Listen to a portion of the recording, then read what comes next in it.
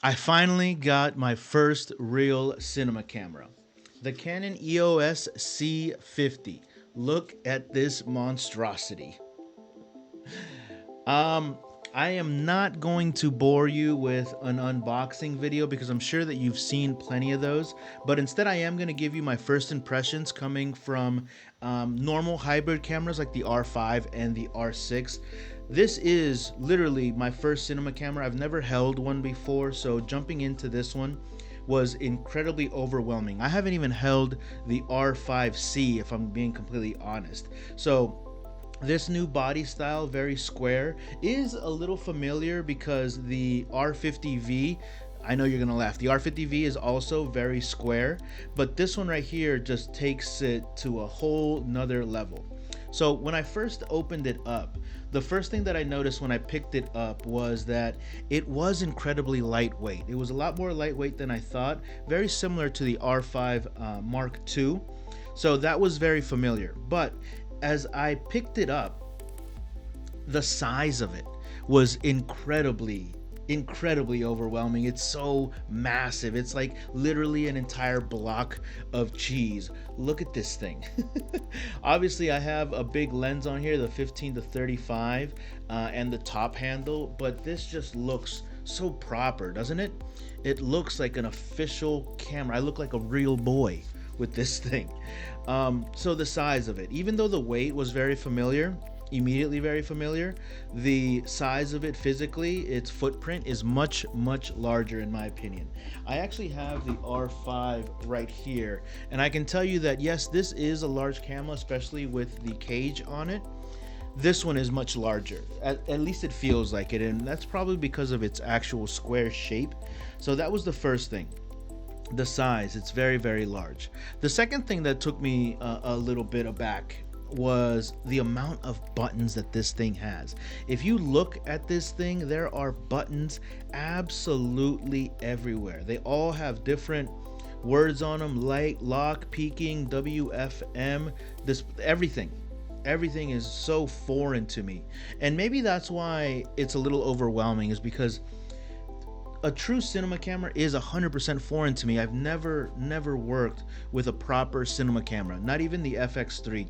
I've held the FX3, very blocky, similar to this one, but I've never actually worked with one in the field. So all of this is very new to me, very foreign. I have no idea what the buttons do, but I am incredibly excited to customize it to my liking, because I bet that I'm probably not going to use like 50% of the advanced features that this thing has, but I'm excited that I did go with this model because the C50 essentially is positioned in the Canon cinema line as the entry level camera next to the R5C, right?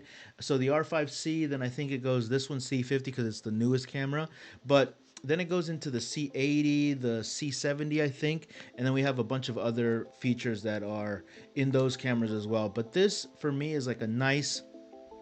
It's like swimming in the kiddie pool or skiing on the what is it called, the bunny slopes, for like cinematographers.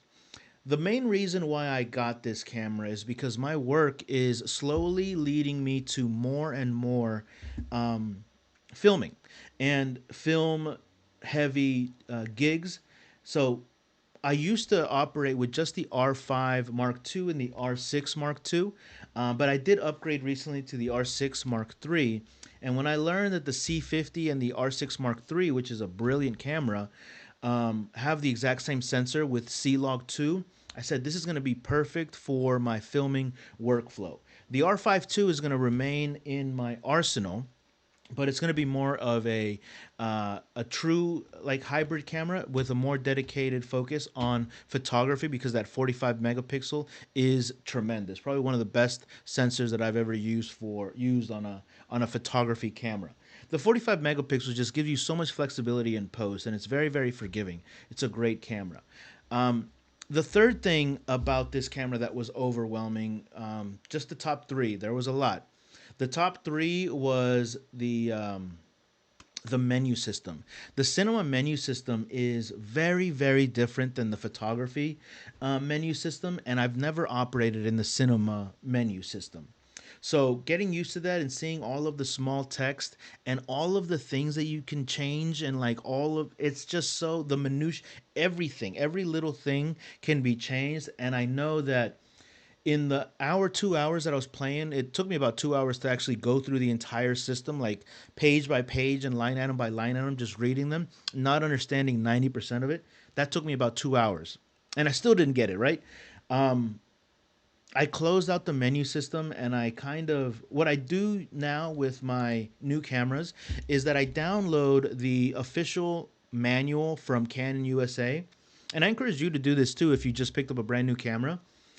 Download the PDF manual, the advanced manual. This one had two, one for photo and one for video. And then upload it to your AI of choice. In my case, I use ChatGPT. So I upload all the PDFs, both of them, into ChatGPT, and then I'm able to ask questions while I'm screen sharing some of the information that I see. And my main goal in those 2 hours was to just get it to a point in some proper settings where I can shoot with it tomorrow. And one of the things that I was really excited about as I was going through the menu that I learned is that this camera can record in RAW HQ, I believe. Forgive me if I get this wrong. In a RAW format to the CF Express Type B card, while at the exact same time shooting a 2K proxy file onto the SD card, meaning that I'll be able to use the 2K proxy files in editing and then somehow combine it with the full RAW file to basically go easy on my computer so that I'm able to edit it a lot easier, because 7K or 6K files are going to be a real challenge for not just my PC, and my PC is pretty beefy, but any PC. So having those 2K RAW files or proxy files is going to be really interesting. So that's one setting that I'm really interested in, because I'll be able, what that means, guys, what that means is that I'll be able to have raw files that are the highest of the highest definition and quality, but I'll still be able to edit them. And then I don't, it's just, I don't know. It's gonna be nuts. I'm really excited about that feature. And the second thing that I'm really excited about is very similar to that feature where it writes two videos to two SD cards. This camera has the ability to record onto one SD card, the CF Express Type B, in a horizontal format, and then the other SD card I can program it so that it records a tall, what is it, 16 by 9 or 9 by 16 format, a vertical format for like social media, to the other SD card. But what makes it interesting is that it's not just the middle part. I can actually select out of the entire rectangle what part of the rectangle I actually want to record. On top of that, the 7K open gate, 30 FPS is going to be phenomenal. The 120 4K no crop is going to be insane. So actually, do me a favor. Let me know down in the comments, because I'm taking this out tomorrow to get some footage out in the city.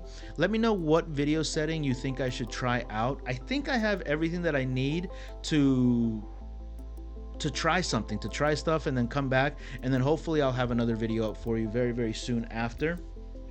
I did get an opportunity. It does have a something that's so kind of silly, but it has a zoom rocker.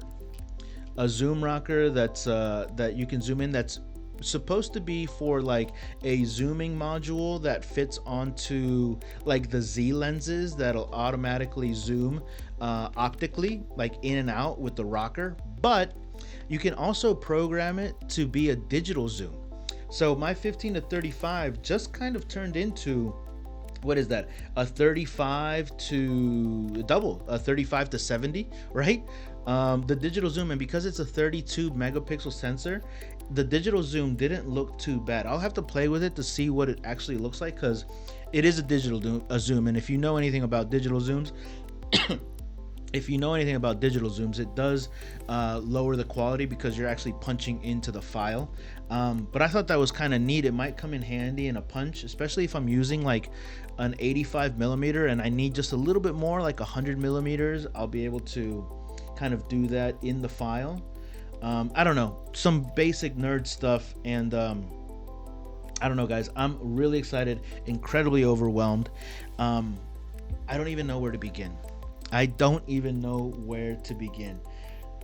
You guys, I'm pumped about this camera. Let me know down in the comments if you have any questions or anything that you'd like answered. Again, the pro tip for today's video is if you did just get a brand new camera, make sure to download the PDF from the official website and upload it to your AI, and then that way you can like talk back and forth and kind of like chop it up with somebody that has fully read the entire PDF manual. When it comes to filming interviews, which is what I do full time on a regular basis, lighting is one of the really most important things that you should really focus on and make sure that you dial it in right. And if you'd like to learn a little bit more about lighting, you're going to want to check out this video right here. Adios.